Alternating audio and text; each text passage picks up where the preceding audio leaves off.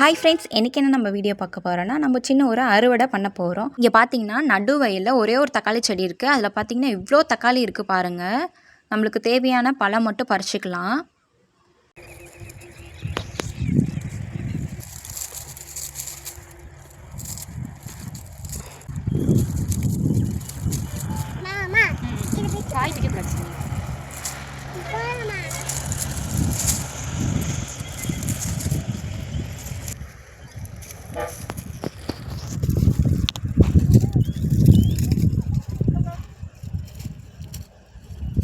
இங்கே பார்த்தீங்கன்னா இப்போ நம்மளுக்கு ஒரே செடியில் இவ்வளோ பழம் நம்மளுக்கு கிடச்சிருக்கு. இருக்க பழம்லாம் பறிச்சாச்சு. மீதியெல்லாம் கொஞ்சம் காயாக இருக்குது.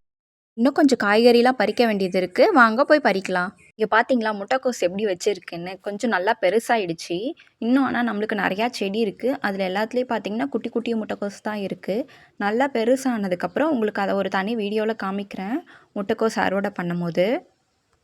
இங்கே காலிஃப்ளவர் இருக்குது. நம்ம வீட்டுக்கு தேவையானது ஒன்று அறுத்துக்கலாம். இது கொஞ்சம் பூ வித்தியாசமாக விரிஞ்சிருச்சு. கொஞ்சம் லேட் ஆனதுனால என் பொண்ணு பக்கத்துலேயே உட்காந்துட்டு நான் என்ன பண்ணுறேன்ட்டு உட்காந்து பார்த்துட்டே இருக்கா. குட்டி குட்டியாக நிறைய காலிஃப்ளவர் இருக்குது. ஆனால் நம்மளுக்கு தேவையான ஒரே ஒரு காலிஃப்ளவர் மட்டும் நம்ம பறிச்சுக்கிட்டோம். இங்கே பார்த்தீங்கன்னா நிறையா புளிச்சக்கீரை இருக்குது. ஆனால் இப்போ நம்ம தேவையில்லை. இன்னொரு நாள் நம்ம தேவைப்படும் போது அறுத்துக்கலாம். யார் யாருக்கெல்லாம் புளிச்சக்கீரை பிடிக்கும்னு சொல்லுங்கள். இப்போ வீட்டுக்கு மிளகா தேவைப்படுது. கொஞ்சம் மிளகா பிச்சுக்கலாம்.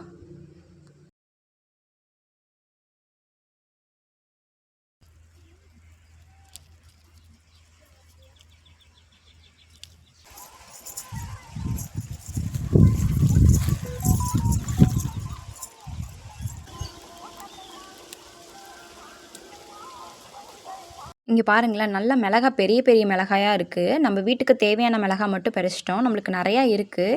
ஆனால் கொஞ்சமாக நம்மளுக்கு வீட்டுக்கு தேவையான அளவுக்கு மட்டும் கொஞ்சமாக நம்ம பறிச்சுக்கிட்டோம். ஒரு மிளகாவும் எவ்வளோ பெருசு பெருசாக இருக்குது பாருங்களேன். இங்கே பார்த்தீங்கன்னா இப்போ தான் நம்ம சொரக்காய் செடியில் குட்டி குட்டியாக பிஞ்சு வச்சுட்டு இருக்குது. நிறையா பூ இருக்குது, பார்த்தீங்கனாலே தெரியும். அங்கங்கே 1 2 பிஞ்சு இப்போ தான் வச்சிட்டு இருக்குது. நல்லா பெருசாகட்டும். அறுவடைக்கு வரும்போது உங்களுக்கு சொரக்காய் காமிக்கிறேன். பக்கத்துலேயே பார்த்தீங்கன்னா நிறைய கத்திரிக்காய் செடி இருக்குது. அதுவும் இப்போ தான் குட்டி குட்டியாக பூ வச்சுட்டு இருக்குது. கத்திரிக்காய் காய் வச்சோடனே உங்களுக்கு காமிக்கிறேன்.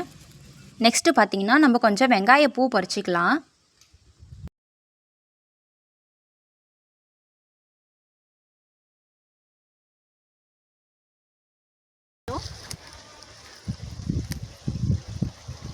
வெங்காய பூவை பறிச்சிட்டே இருக்கும்போது வெங்காய செடியும் சேர்ந்து கூடவே வந்துடுச்சு. நம்ம வீட்டுக்கு யூஸ் பண்ணிக்கலாம் அப்படியே.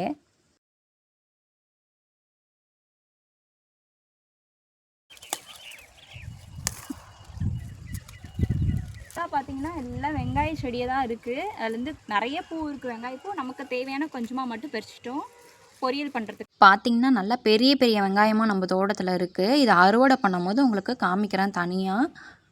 நம்ம வாழை மர தோட்டத்தில் பார்த்தீங்கன்னா 2 3 தார் இருக்குது. எல்லாம் கொஞ்சம் பிஞ்சாக இருக்குது. நல்லா முத்துனதுக்கப்புறம் நம்ம அறுத்துக்கலாம். வீட்டுக்கு தேவையான காய்கறியெல்லாம் பறிச்சாச்சு. வீட்டுக்கு கிளம்பிட்டோம். பாய்.